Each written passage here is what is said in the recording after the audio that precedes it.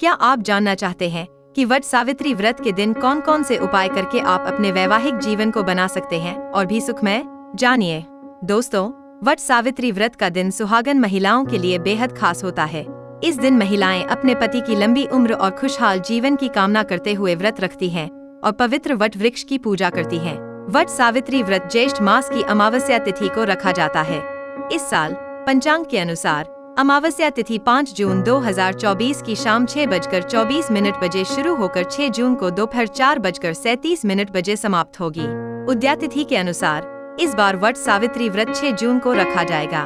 उज्जैन के पंडित आनंद भारद्वाज के अनुसार वट सावित्री व्रत के दिन कुछ खास उपाय करके आप अपने वैवाहिक जीवन को और भी सुखमय बना सकते हैं। आइए जानते हैं ये अचूक उपाय। जिस प्रकार अपने भारत में मान्यता है, अनेक पेड़ों का और अनेक स्थानों का अलग अलग महत्व कहा गया है, उसी प्रकार वट वृक्ष हुआ, पीपल वृक्ष हुआ, इस प्रकार अनेक वृक्षों का अलग अलग महत्व है। और भारतीय संस्कृति में इन वृक्षों का पूजन किया जाता है। वैज्ञानिक स्तर पर भी तथा शास्त्रोक्त स्तर पर भी भगवान इनका पूजन किया जाता है। वट सावित्री ज्येष्ठ माह में कहा गया है तथा यह 6 जून को अभी आ रहा है। वट सावित्री व्रत यह सावित्री तथा सत्यवान की कहानी पर आधारित होता है तथा वट सावित्री का पूजन सौभाग्यवती स्त्रियां अपने सौभाग्य के लिए तथा संतान प्राप्ति तथा पारिवारिक सुख के लिए किया जाता है। तथा वट सावित्री का पूजन सौभाग्यवती स्त्री को संतान की वृद्धि के लिए तथा परिवार के तथा पति की लंबी उम्र के लिए यह व्रत किया जाता है। तथा यह व्रत भगवान विष्णु के निमित्त कहा जाता है तथा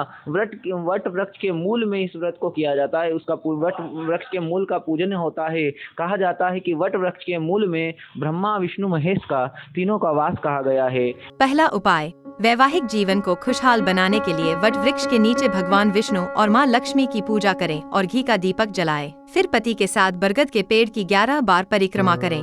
इससे आपके वैवाहिक जीवन में सुख और शांति बनी रहती है। वहाँ पर वट वृक्ष में भगवान ब्रह्मा विष्णु महेश त्रिदेवों का पूजन करना चाहिए। उनका पूजन के निमित्त सत्यवान तथा सावित्री का भी पूजन होता है तथा उनकी कथाओं को सुना जाता है। तथा अपने भारत में कहा गया है पेड़ों का बड़ा महत्व है, तो इसमें से एक वट वृक्ष भी है जो कि अन्यथा अत्यधिक गर्मी में इसका घना आकार होता है तथा इसमें छाया तथा शीतलता प्रदान करने वाला, इसलिए भी इसको का पूजन करना चाहिए। दूसरा उपाय, अगर कर्जा ऋण नहीं उतर रहा है तो वट सावित्री व्रत के दिन माता लक्ष्मी की पूजा करें। पूजा में माता लक्ष्मी को पीले रंग की 11 कौड़ियाँ चढ़ाएं। अगर पीली कौड़ियाँ नहीं है तो सफेद कौड़ियों पर हल्दी लगाकर चढ़ा सकते हैं। इससे कर्ज संबंधित बाधाएं दूर होंगी। सावित्री के दिन महिलाओं को सौभाग्यवती स्त्रियों को सौभाग्य की वस्तु, सुहाग की वस्तु दान में दी जाए तो उससे अनेक प्रकार का फल प्राप्त होता है तथा पति की आयु की वृद्धि के लिए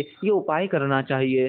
तीसरा उपाय, वट सावित्री के दिन सुहागिन महिलाओं को श्रृंगार का सामान दें। इससे वैवाहिक जीवन में मधुरता आती है और पति पत्नी के रिश्ते में प्रेम बढ़ता है। कम से कम 11 महिलाओं को सुहाग का सामान दें। इस व्रत को करने से सुबह प्रातः काल उठना चाहे, उठ करके वट वृक्ष के मूल में जा करके गणेश गौरी का तथा सावित्री का पूजन करे। चौथा उपाय, इस मंत्र का जाप करें। अवैध व्यंच सौभाग्यम देहि त्वमं सुवृते पुत्रान पौत्रांश सौख्यं च गृहाणार्घ्यं नमोस्तुते यथा शाखा प्रशाखा भिर्वरिद्धोसि त्वमहितले तथा पुत्रैश्च पौत्रैश्च संपन्नम कुरु मां सदा।